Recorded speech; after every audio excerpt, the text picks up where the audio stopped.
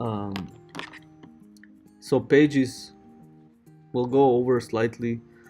They're slightly different than posts. We'll skip the number one right now, just to cover this that you're already familiar with. Uh, Page, if we create a template called or file called page hyphen and then the slug of the page, which we can see. Let's see, this is the page we edit. This is the slug. My examples are not good.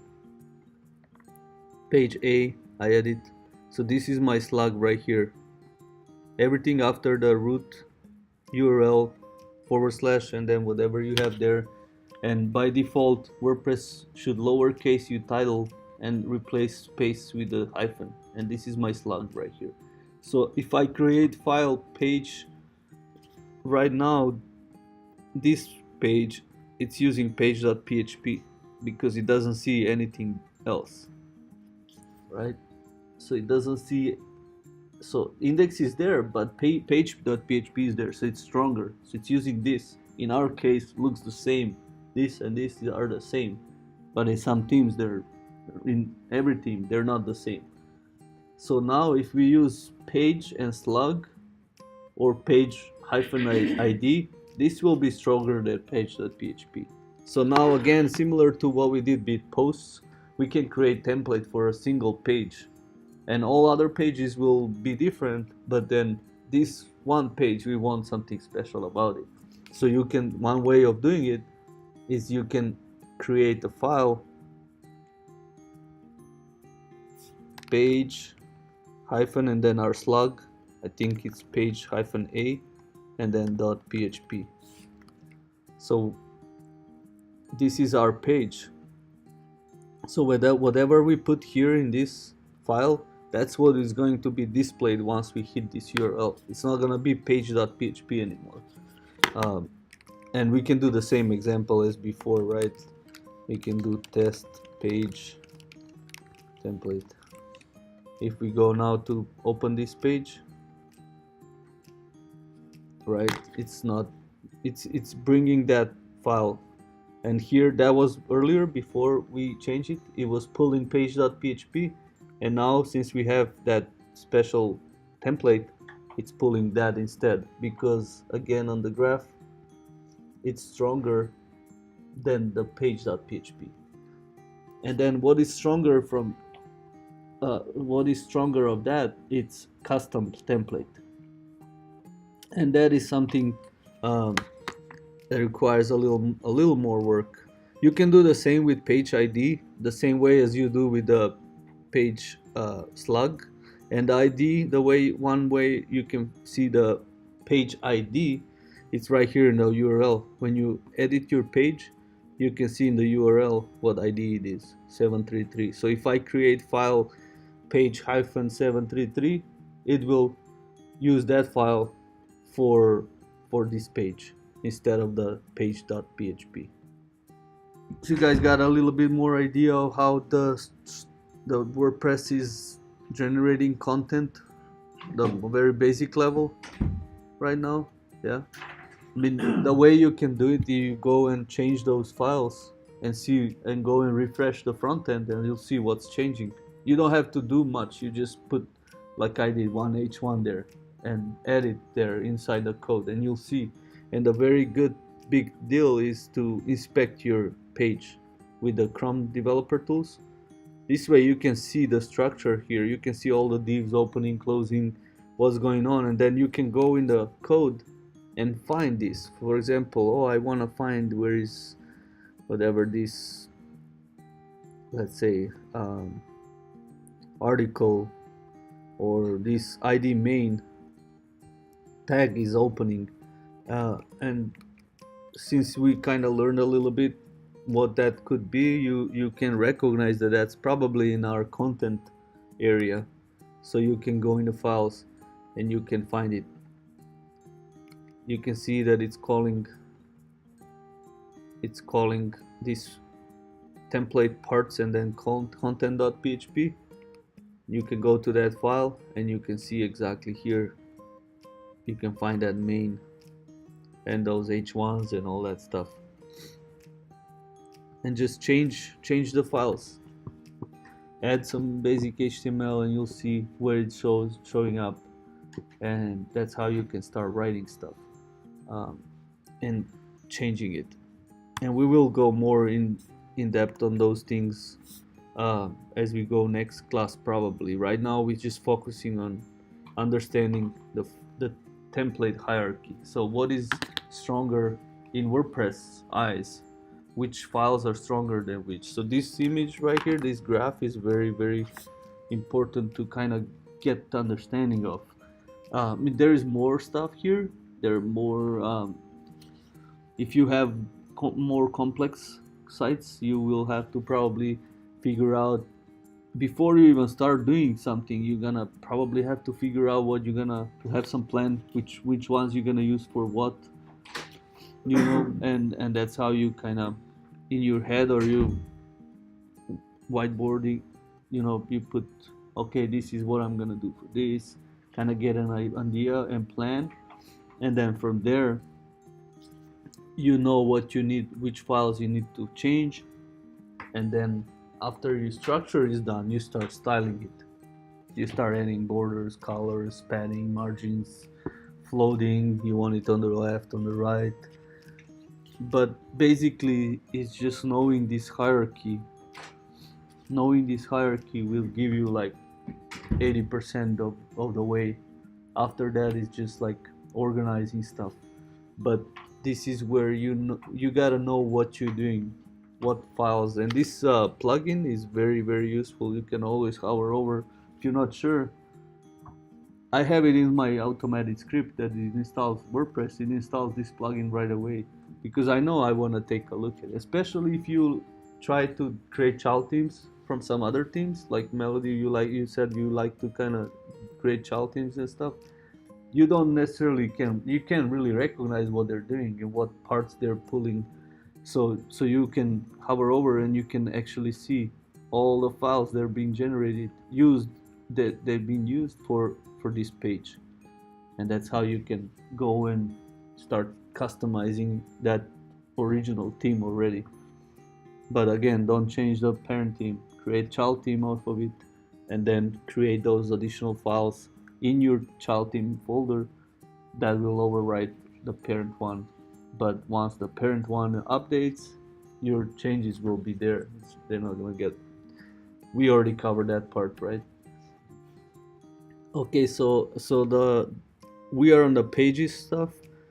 So there is something called custom template file. So posts, they don't have that thing. Only pages have custom template like that, and we can click on this link. It should open a little more detailed page about template file. So like they said, for example, you can build page templates so you have the same page, or you want to have templates for different situations for different pages, but you want them to pre-configured once, and then you can just pick them from the backend and say, okay, this page I want it to have full width, right? And to have, as they say, full width, one column. And you create that template, and you go in the back and you create a page, you write the content, all that stuff, and you click template full width, and boom, it looks full width. But then you also, some pages that you will have some pages 3 column, or you will have 1 column and a sidebar like I draw here, and that will be separate template, and you create it and you name it separately. And then you create your page and you select that template, and WordPress will structure everything to look like this, right? So that's how you can have as many templates as you like, and have them so your pages to use different templates. Because if you do what we were trying to do right here, page hyphen slug, I mean, if you have 1,000 pages, that's not scalable. But in case you need to do something like that, that's one way of doing it. Page templates are the ones that you should use for bigger sites. So in our team, since we're using starter theme, we don't have here any, you can see template section here, page template section, because we don't have any template.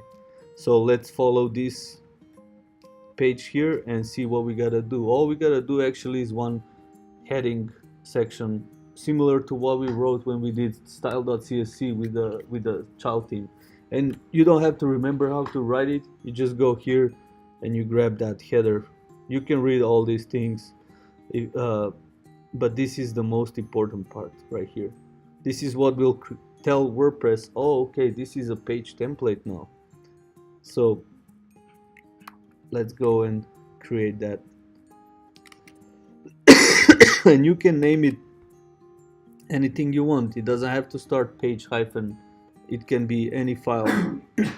So let's call it test template.php, and then on the top we paste what we just copied from the site. What is the most important thing? It's this template name part right here. These parts, those are if you wanna like say, okay, this is part of WordPress, this is sub package of this theme, but this is not required, so you can even get rid of it if you don't want to, if you don't have anything for that. And this is our template name, so we want to call it test template page. And right now there's nothing there, right? But if we go to the backend, we refresh that page backend, and you see now we got template part, because WordPress sees that we have more than the default template. And if we click here, there is our template that we just created. And if we say, so right now this page is using default template, and if we open that page again, default template looks like this. It's using page.php files and all the other files, but this is how it looks like. But our new, we want our new template to be, let's say, 60% of the width of the screen, right? This one is full width, and this one is, we want to have 60%.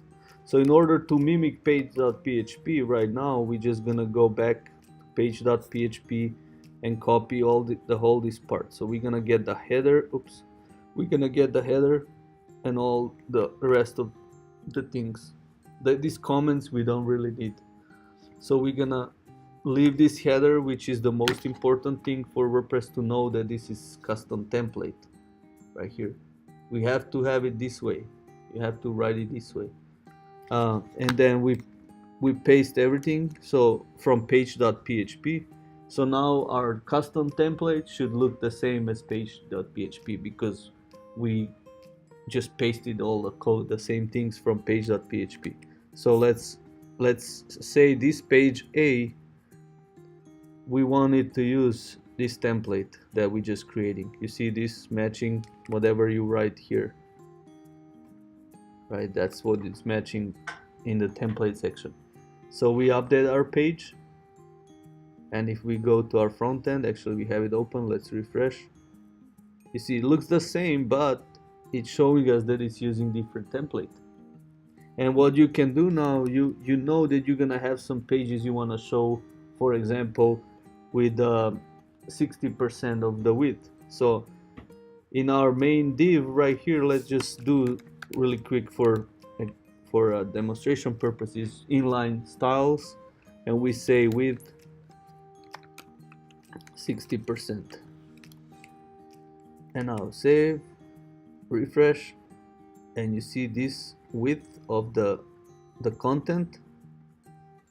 If we inspect and take a look at the right here, there it is. You see we did width, we want width to be 60%. And if you want to do like install, we want it to be centered, we just say margin 0 auto, and it centers everything in the center for us. So you see right now our content got squished to 60%. So let's add this margin 0 auto really quick to our inline.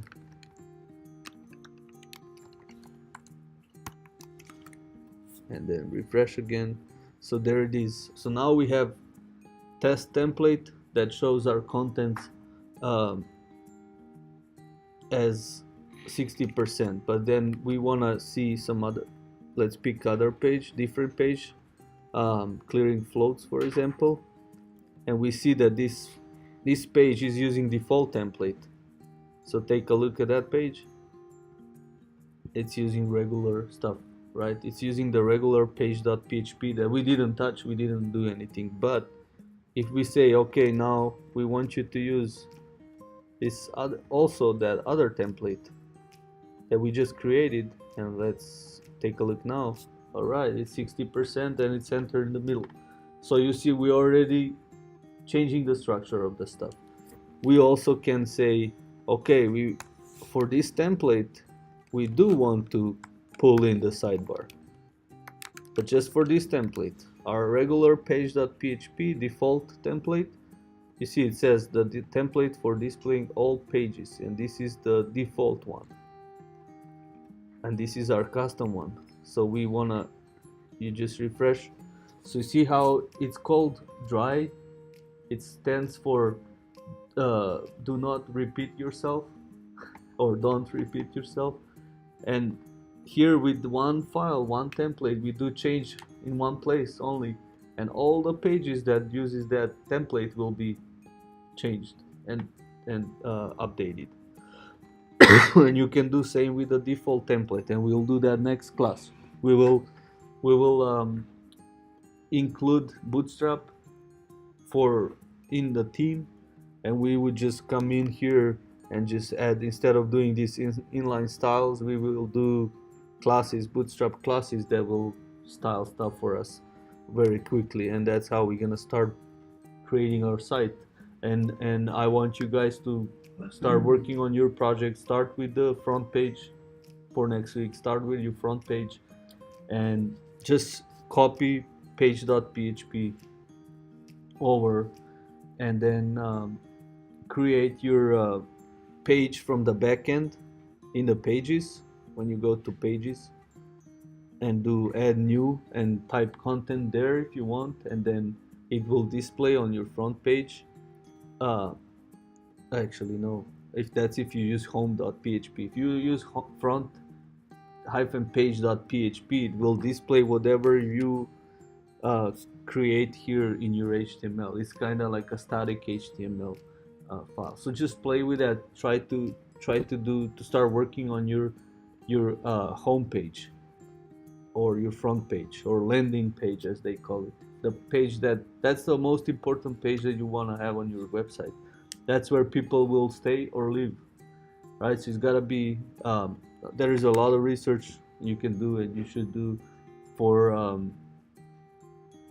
how your front page should look like, or your landing page should look like. Like that's the most important thing. People, if they don't feel like spending their time on your page there, they will not go through your site. They will bounce off. And if you have your Google Analytics set up in your site, you can see bounce rate. That's what it means, like how many people came and left right away.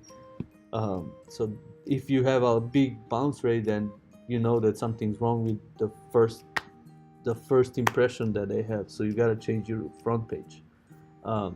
So that's we went through how can you do it. You can create page here and set it up in the settings and say, okay, I want that page to be, or you're writing a lot of blogs like Austin, maybe you want to show your blogs in the beginning, so you select the settings. By default, your latest post will be the first one, and then it will go to the second one, and the oldest, and that's how you can set them up. And there are ways you can say, okay, you see, I want to show 10 posts only, or 3 posts only, and then you don't want to show them all the posts. You want just to do the excerpt, like only the part of the post. And it's all tons of variations and combinations you can do.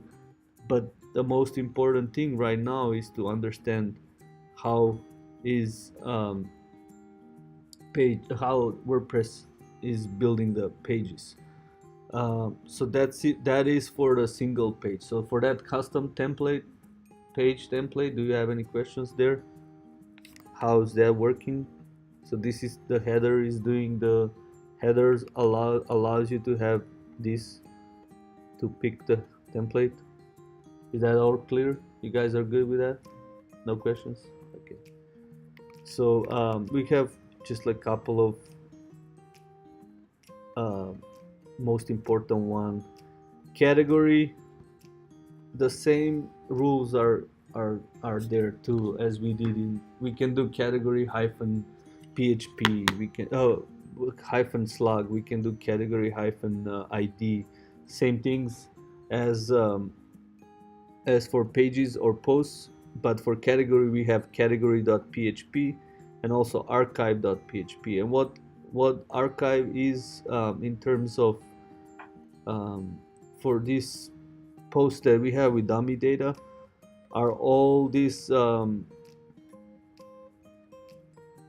for example the how they're called, the time based. Like you can say, okay, if you click show me all the May 2017 posts, that will bring archive.php. And I'm trying to find one post. Let's go back to posts and then open some that has January. So yeah, I clicked on January and this is calling archive.php file. And if you go in the backend in your team and you open that file, you will see you can kind of see that it's doing okay. It's telling WordPress, okay, find all the posts that published date is in this range, and it just start showing them. Same as on a blog post on our front page is bringing us all the posts, no matter of the time, from the newest to the oldest one. Then the next one is tag. That is, we kind of touched that a little bit. Our posts can have tags. You can tag the post, so you say, okay, that's kind of like to group them together by topic usually. So let's say you're writing about CSS and you have 5 posts and you can tag them CSS and they will be kind of grouped. So if you click on that tag on the front end CSS, WordPress will look for that tag PHP file to bring those posts back if it exists. If it doesn't exist, it looks for archive.php, and if it doesn't exist, then it will bring index.php.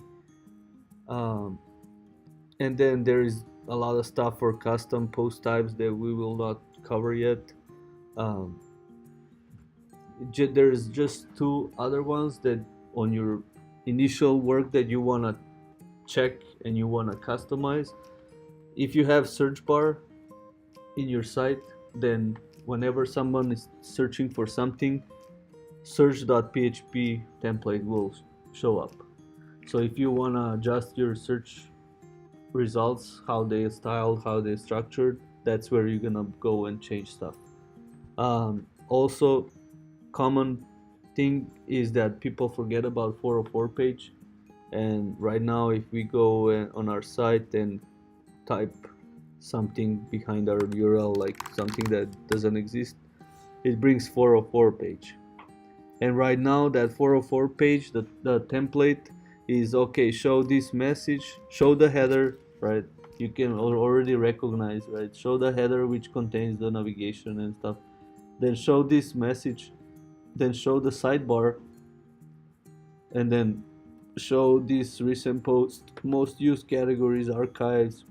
And those are things that you can change if you want your 404 pages to show the message.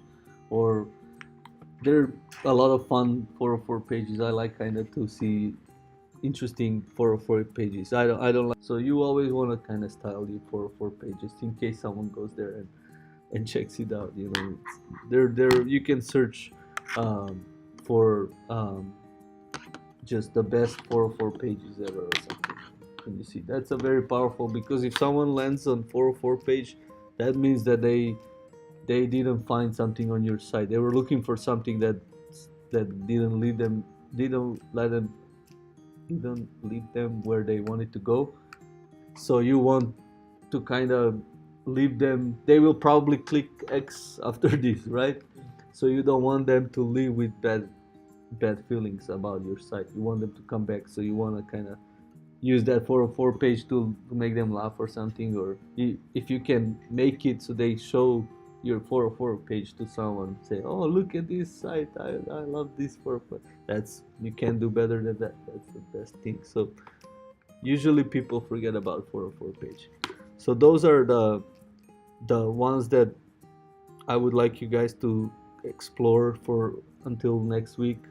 So just start with the home page, decide what you want to use, home.php or frontpage.php, and set it up for next class. Like, have your basic, you can just copy page.php, the regular whatever is content there, the code there, just copy it and create and put it in front-page.php, and that's okay, that will display. But then you can start changing it. If you want to build like a static HTML, that's fine.